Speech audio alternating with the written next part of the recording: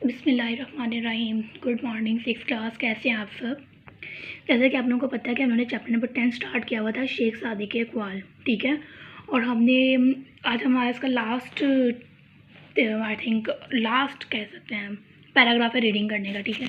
तो लोग करते हैं। तो मैंने आपको बोला था कि आपने जिसकी कोटेशंस हैं, जो उन्होंने अक़वाल बताए थे पहले 5, तो आप लोगों ने याद करने। तो मुझे उम्मीद है कि आपने याद किए हुए होंगे। जिन स्टूडेंट्स ने याद नहीं किए वो भी बैठ के याद करेंगे, ओके। और अपनी मदर या अपनी फैमिली में जो भी पढ़ रहे हैं उसे सुनाएंगे या लिख लिख के दिखाएंगे, ओके। चलिए आज हम लोग स्टार्ट करते हैं। पॉइंट नंबर 6, वो दुश्मन जो बज़ाहिर होता है बाहर नज़र आने वाला, वो दुश्मन जो बज़ाहिर दोस्त हो उसके दांतों का ज़ख़म ज़्यादा गहरा होता है। उसके दांतों का ज़ख़म ज़्यादा गहरा होता है, मतलब कि जो दुश्मन है वो हमें हमारा दोस्त बना हुआ है, लेकिन वो जो हमें गम देगा वो बहुत ज़्यादा गहरा होगा, जो हमें धोखा देगा वो बहुत ज़्यादा गहरा होता है, ठीक है। दीवार के पीछे भी बात करते वक्त होशियार रहो, ठीक है।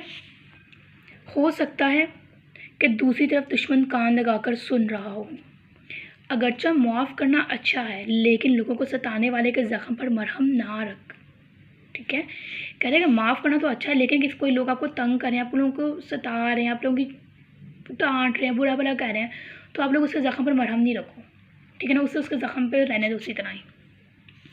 बुरी आदत वाला इंसान अपनी बुरी आदत की वजह से हमेशा मुसीबत में फंसा रहता है, ठीक है।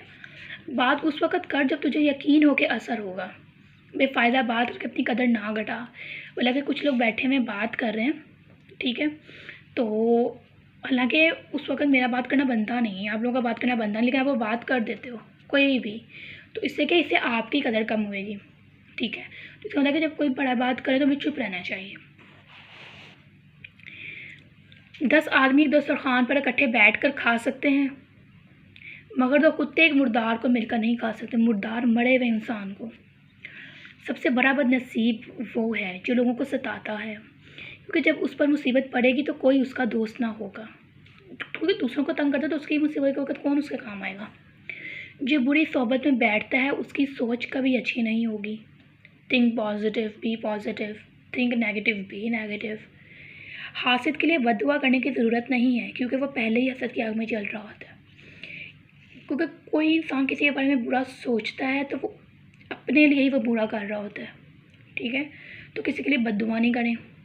कुत्ता दुनिया के जलील हस्ती शुमार होता है, मगर हक शनास कुत्ता ना शुक्र इंसान से बेहतर है, ना शुक्र इंसान से बेहतर है। हक शनास हक को पहचानने वाला, खुदा शनास सच का साथी, ना शुक्र इंसान से बेहतर है। मतलब ना शुक्र इंसान मतलब कि जो अल्लाह ताला की नेमतों से फ़ायदा उठाता है लेकिन उसका शुक्र नहीं कर रहा होता, ठीक है। तो आप लोगों ने इस तरह करना है कि चैप्टर नंबर 10 की जो फुल रीडिंग है शेख सादी के अक़वाल, इसको एक दफ़ा रीड आउट करना है। मुश्किल वर्ड्स के मायने आप लोगों ने अपनी नोटबुक पे लिखने हैं, ओके। और इसका खुलासा भी अपनी वर्डिंग में लिखना है, ठीक है। कोई भी मसला हो तो आप लोग मुझे ग्रुप में मैसेज करके पूछ सकते हैं, ओके। अपना बहुत सारा ख्याल रखिएगा। अल्लाह हाफ़िज़।